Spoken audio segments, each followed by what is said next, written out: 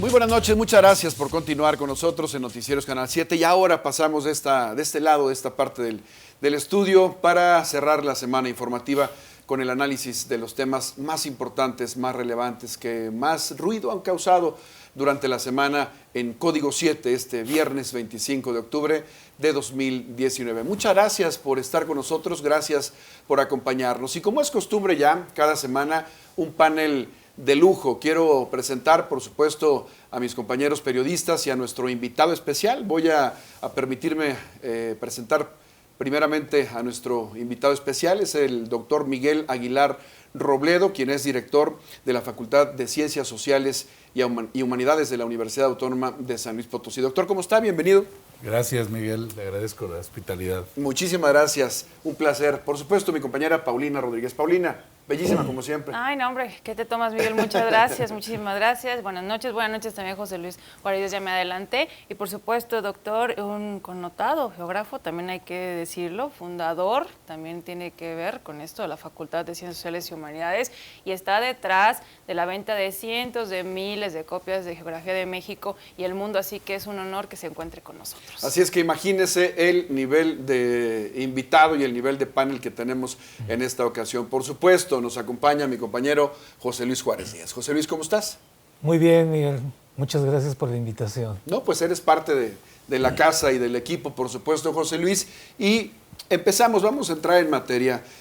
Prácticamente al final de nuestro servicio informativo de esta noche, veíamos una entrega especial de mi compañero Héctor Morán sobre la violencia que ha predominado en los estadios, específicamente en los estadios de fútbol. Hace un recuento de aproximadamente 10 años a la fecha, donde los eventos han sido prácticamente trágicos, innombrables y un mal ejemplo para la juventud, para los deportistas, para la niñez y para las familias. Y este es el preámbulo precisamente al tema de esta noche, cuando se desborda la pasión, cuando el deporte pasa a un segundo término y se hace presente la violencia.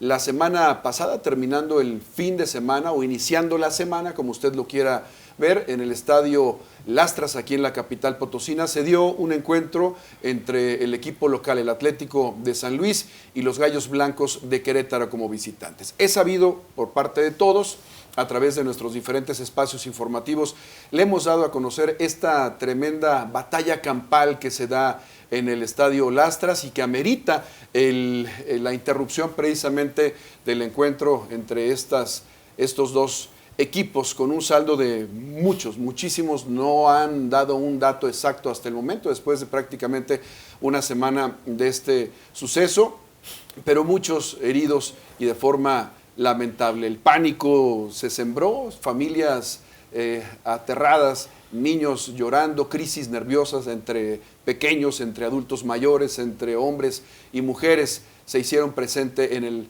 Alfonso Lastras. Vamos a ver también, para iniciar nuestro análisis de esta noche, una entrega de mi compañero Eduardo Martínez Tapia, que vamos a dividir en dos partes. Vamos a iniciar con esta parte de aproximadamente unos 3 minutos y medio, 4 minutos, para contextualizar precisamente el tema. El tema de hoy es la violencia en el deporte, específicamente la violencia en el fútbol, cuando la pasión rebasa precisamente el deporte y cuáles son las consecuencias. Pero lo vamos a analizar sociológicamente, por eso el invitado de esta noche. Empezamos.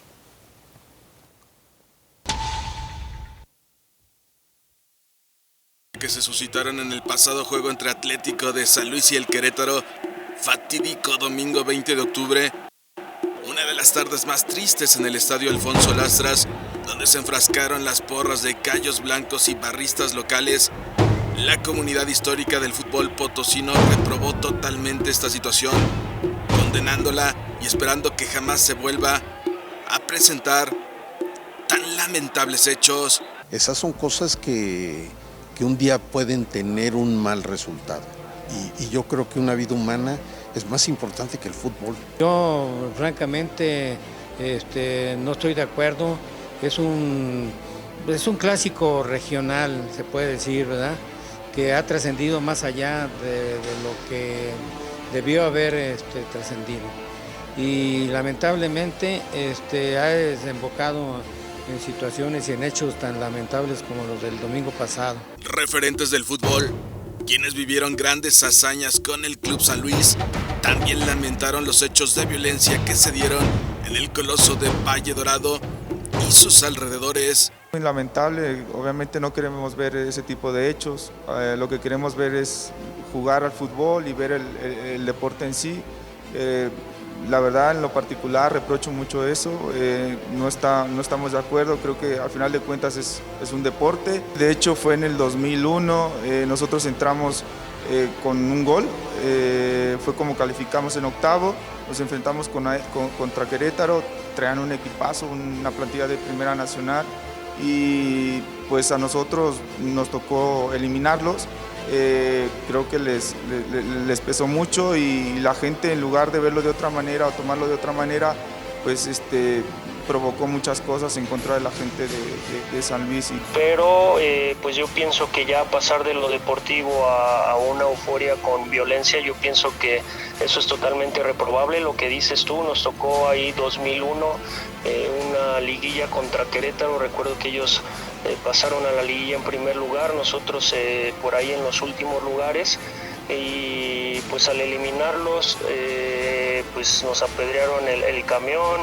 Recuerdo que quemaron autobuses con placas de San Luis, carros con placas de San Luis, y pues como te comento, ¿no? Esto es lamentable porque pues el fútbol mexicano siempre se ha caracterizado por ser familiar. Los históricos comentaron por qué el juego entre San Luis y Querétaro se le considera un clásico y por qué debieron implementarse más medidas de seguridad ante un encuentro de los llamados de alto riesgo. Es un clásico porque estamos hablando pues, de 60 años de historia que ha habido entre el Querétaro y el San Luis, y todo comenzó cuando el San Luis se trae a 2 jugadores del equipo de Querétaro a jugar en la segunda división con la trinca tunera aquella de los años 50, y después se trae al entrenador Pito Pérez, que era muy estimado en Querétaro, y eso a la afición de los queretanos les dolió mucho, y entonces comenzaron a ver esa pugna que ha habido, que quizás ha sido más en la tribuna, quizás, pero también en el terreno de juego. Hay una gran rivalidad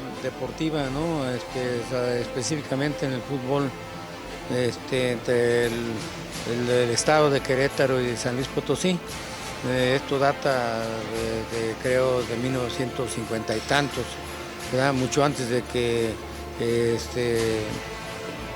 se fundara la segunda división, donde Querétaro y San Luis fueron parte importante de esa división.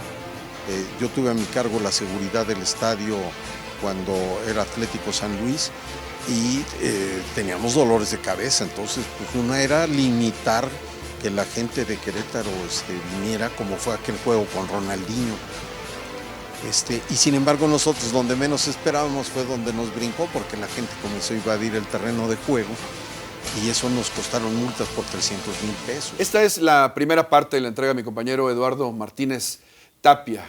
Esto nos da un panorama general de lo que sucedió el pasado domingo en el Estadio Alfonso Lastras. Doctor Miguel Aguilar, vamos a platicar, como lo decía en un principio, analizando este caso, más que desde un punto de vista sociológico, lo comentábamos fuera de cámaras, de un punto de vista territorial, como nos puntualiza usted mismo con esa experiencia que le caracteriza, y seguramente vamos a encontrar muchas respuestas a las dudas que hay. ¿De dónde viene ese odio? ¿De dónde viene la predisposición a agredir en un estadio de fútbol? Platicamos que en algunos otros deportes, en algunas otras disciplinas, se podría dar algunos conatos, pero es muy característico del fútbol en nuestro país y prácticamente en todo el mundo. Desde el punto de vista sociológico, territorial, ¿cuál es el comportamiento? ¿De dónde viene este comportamiento? Bueno, primero diría que a diferencia de otros deportes, por ejemplo el tenis o la natación o el básquetbol, el fútbol, soccer en particular, se caracteriza pues por estas manifestaciones tan emotivas de la territorialidad. Todos los que son aficionados saben que una cosa es jugar de local que de visitante, por ejemplo. Ahí está la territorialidad. Es decir, cómo, por ejemplo, se pueden construir estas, vamos a decir, tradiciones de antagonismo entre equipos, rivalidades, como se conocería más comúnmente, y lamentablemente, pues, el fútbol, sobre todo el fútbol soccer, se transforma en un fenómeno de masas, donde la psicología individual simplemente se transforma y aparece, de hecho, fenómenos orgánicos, algo, por ejemplo, que se conoce como la manada egoísta, que básicamente se alimenta, vamos a decir, de dos tipos de conductas. Por un lado, está el hecho de encontrarse, pues, en una gran concentración de seres humanos. Puede ser una manifestación política, puede ser un fenómeno religioso, una peregrinación, etcétera. Pero de pronto, cuando hay, por ejemplo, una estampida o cuando hay un conato de violencia, simplemente el fenómeno se sale de control y obviamente en este caso, por ejemplo, que vimos en la primera entrega del reportero, se nota claramente que va escalando, pues, el conflicto empiezan, pues, unos cuantos aficionados a agredirse y de pronto ya se vuelve campal el asunto. Obviamente tiene que ver, o uno de los motores, vamos a decir, que alimenta este fenómeno de la manada egoísta, perdón por el concepto orgánico, pero en la psicología de masas, desde el punto de vista territorial, pues se explica de esa manera cómo se transforma, vamos a decir, el comportamiento territorial individual, que puede ser normalmente muy civilizado, con reglas muy claras, etcétera, de comportamiento, cuando pues se dan ese tipo de concentraciones, donde no solo hay una gran cantidad de personas, están muy exacerbados los ánimos y hay una cierta condición de anonimato. O por lo menos esa es la apuesta, pues, de los infractores, de que pues ahí en la bola quién me va a ver, ¿no? Desde luego que hay maneras de prevenir y de sancionar ese tipo de conductas, y pues me llama la atención. De hecho, he estado también observando cómo se ha tratado de ir eliminando esos gritos ofensivos, homofóbicos, etcétera, que caracterizan sobre todo a las barras futboleras, sobre todo en México, pues, con sanciones. Y yo creo que parte de la solución para prevenir ese tipo de conatos de violencia, pues, que degradan, que lastiman, que pueden derivar, no sé, en lesionados y gente eventualmente que puede fallecer en esos conatos de violencia, que se sale de control, pues simplemente credencializar las barras, por ejemplo, y eventualmente pues alimentar, vamos a decir, una cultura de paz en el deporte. Es decir, no necesariamente la propia estrategia de comunicación podría ser su parte para pues ir formando a los aficionados. También las aficiones se forman desde el punto de vista sociológico, se educan.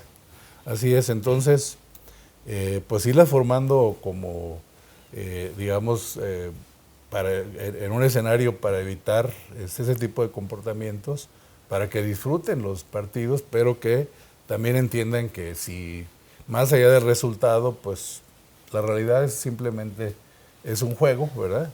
Y pues nada va a transformarse radicalmente de sus vidas y evitar, pues, el caso, por ejemplo, de un homicidio, asesinato. No, suicidio, un suicidio que hubo recientemente.